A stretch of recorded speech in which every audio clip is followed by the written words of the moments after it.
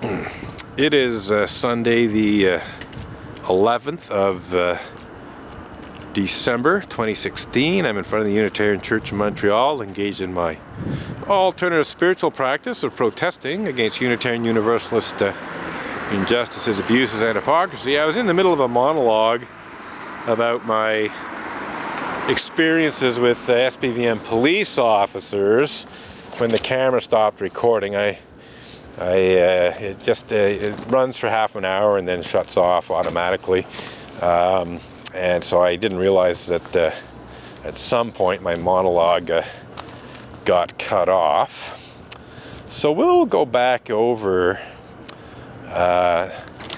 the history of, or some of it anyway, the more recent history of SPVM police interventions. As I was saying my monologue, and again, I really don't know at what point it got cut off. It's possible that the video ended even before it began, my monologue about SPVM police interventions. So we'll maybe just start from the beginning and repeat, and maybe even add some detail. I first began protesting in May of 1998, and when I did so, I actually went to the pertinent police station, which at the time was Station 12 in Westmount, and informed them of my intentions. And I didn't want to be breaking any laws and everything. I wanted to be doing things within the boundaries of the law. So I just wanted to for them to know and to be aware of any things I should or shouldn't do, kind of thing. And so I got a little briefing about what I could or could not do from the Station 12 police. They were quite nice about it. And so I began my protest.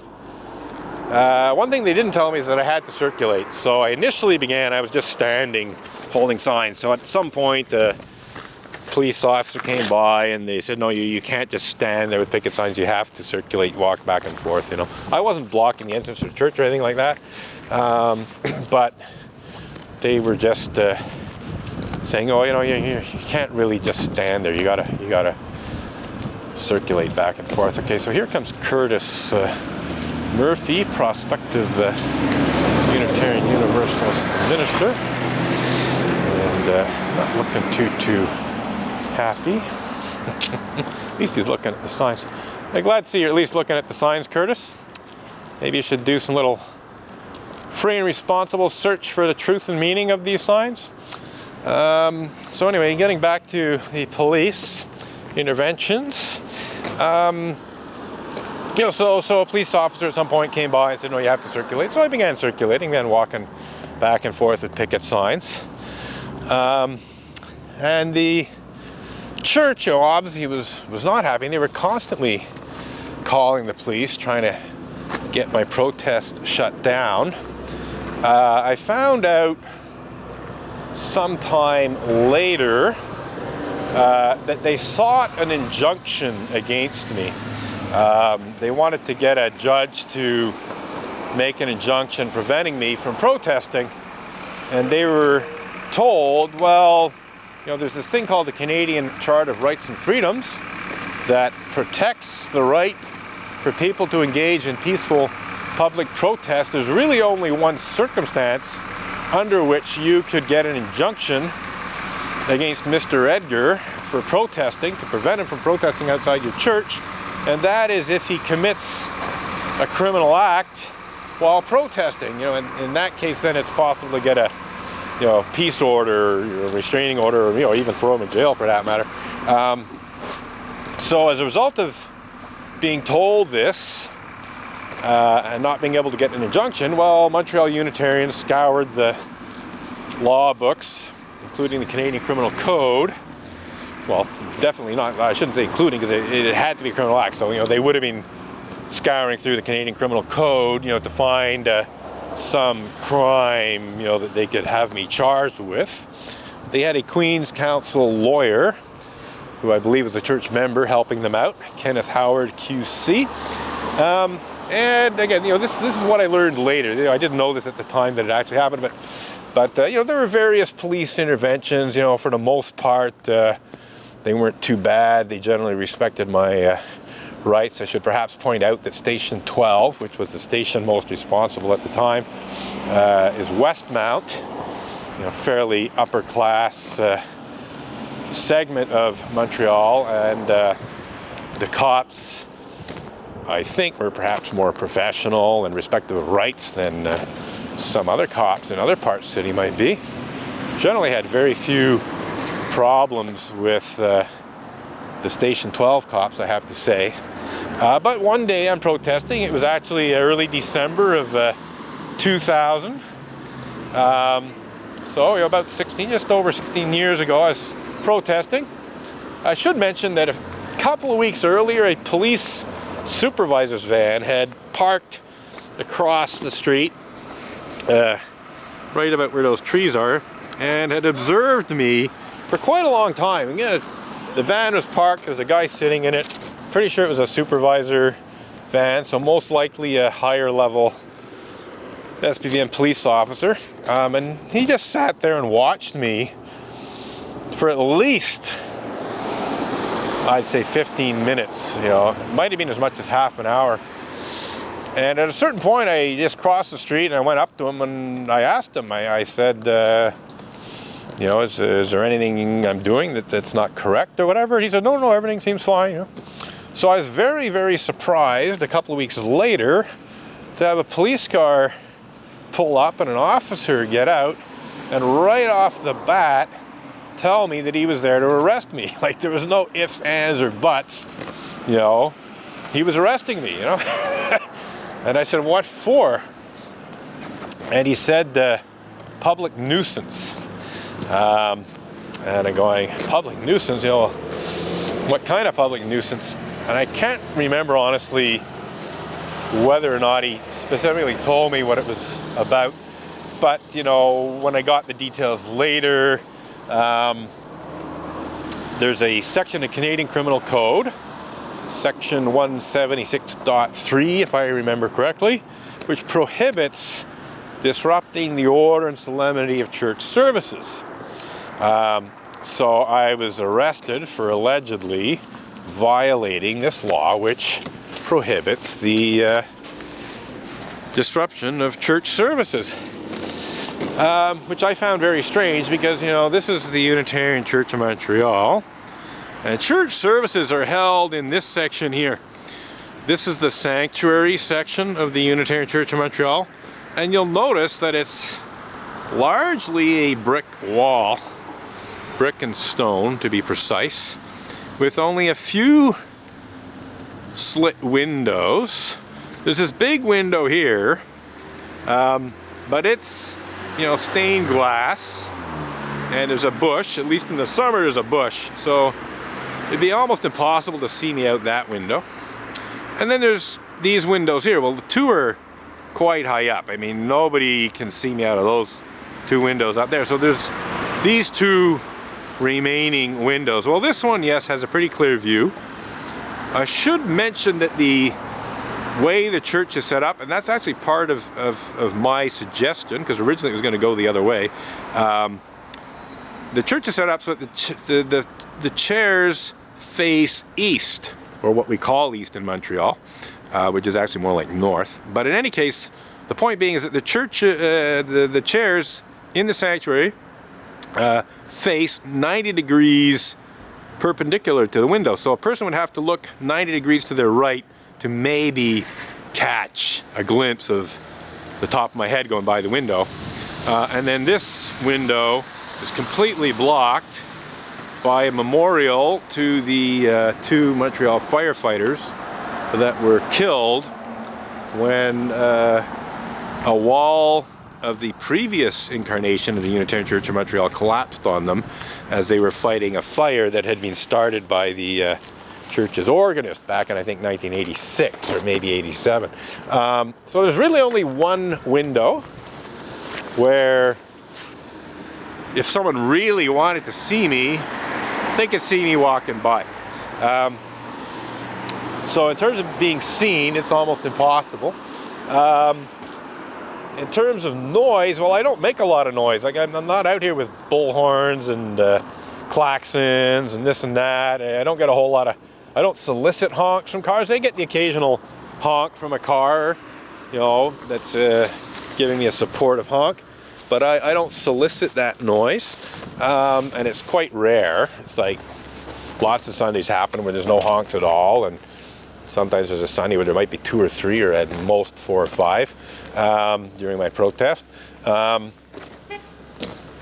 don't think that honk was for me. I think that's just a traffic honk. But anyway, getting back to things, essentially, you know, I can't be heard from within the church because I'm not making any noise, and I expect it's fairly soundproof anyway. It was actually designed acoustically to be good for concerts and that. So I suspect it was made relatively soundproof so that outside noise would not cause problems in terms of concerts being held inside the church. So I can't really be seen, I can't really be heard. You know, so how could I possibly disrupt a church service, you know? But anyway, you know, and I basically told this to the Crown Prosecutor a couple of times and suggested, you know, he might be best off just dropping the charges. And he refused to drop the charges and said, oh, I have witnesses. So, fine, you got witnesses. We'll see how that works out. So it went to trial. There were some delays because somebody was ill and blah, blah, blah. So it didn't actually get to trial, I think, until 2002. Or maybe late 2000. No, it's hard to try to remember. Anyway, it was either late 2001 or I think actually it's more likely 2002. Yes, I'm quite sure it was 2002 where it finally went to trial. You know, the Crown Prosecutor tried to get me to cop a plea and sign a peace order, and I refused because it was like such bullshit, you know. I mean, I figured there was like no way he was going to be able to prove me guilty of disrupting the order of solemnity of church services at the Unitarian Church of Montreal. And so I said, well, I'll fight this myself. If I lose, I'll get a lawyer and go to appeal, but for the initial court trial, I'll represent myself because it's such bullshit that I think the chances of losing are almost zero. So I said, I'll have some fun representing myself. And I did have fun representing myself. So essentially what it comes down to make a long story short, although it took like more than 2 years, and I think even possibly more than 3 years from the time I was arrested to the time I was acquitted, because I was acquitted, you know, there were a few, two court dates, you know, where I represented myself. But I really won with about 90 seconds worth of questioning. The church had 2 prosecution witnesses. They had Val Bourdon, cranky anti-religious atheist, former president of the church, and they had Jeremy Searle, Montreal City Councillor, who I believe actually put quite a bit of pressure on Station 12 police to have me arrested. I think Jeremy Searle was one of the people who was instrumental in having me arrested on this bullshit disrupting church services charge. He was one of the prosecution witnesses. In the evidence that I was presented with, there was at least one letter from Jeremy Searle to the police demanding that they do something about my protest, blah, blah, blah. You know, clearly pressuring them to have me arrested. And so, you know, I'm questioning the prosecution witnesses. And I think the first thing I asked was, can you hear me when you're inside the church during the service? And they both honestly responded no. So right off the bat, I established that, well, they can't even hear me. So then I asked Val Bourdon, can you see me while you're in the church, you know, celebrating the services? And he comes back with yes. And I'm going, yes? You know, how can you see me during the church services, because I knew what I just said, you know, how there's like really only one window where if someone was looking 90 degrees to their right, they might see the top of my head going by the window during the service. That was it, you know. And he goes, oh, people are staring at you through the lobby windows. Well, he's talking about this. This is the entrance into the church, and there's kind of a lobby, and there's got this big window that does face out towards the sidewalk, and yes, sometimes people do stare at me out that window. So my next question to Val Bourdon was, do you celebrate church services in the lobby? And of course there was this dejected, drawn out, no. Yeah, so strike two.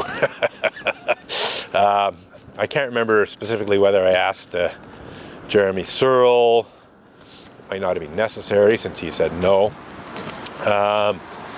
So then it was, well, you know, how have I disrupted a church service? You know, you can't hear me, you can't see me, how the hell have I disrupted a church service? You know, if you can't hear me, you can't see me, you know, it's almost impossible. So I asked both Val Bourdon and Jeremy Searle, you know, how have I disrupted a church service? And they both came back with statements to the effect of, oh, well, I feel very uncomfortable knowing you're out there protesting, and I'm, you know, afraid, and I'm angry, and blah, blah, blah, blah, blah, blah.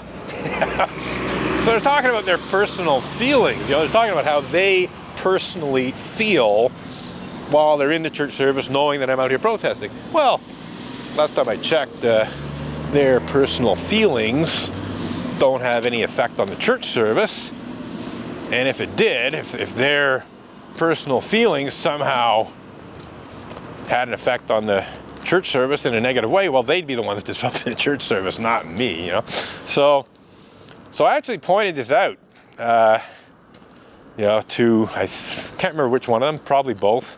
You know, I said, this isn't about your feelings, this is about whether a church service has been disrupted.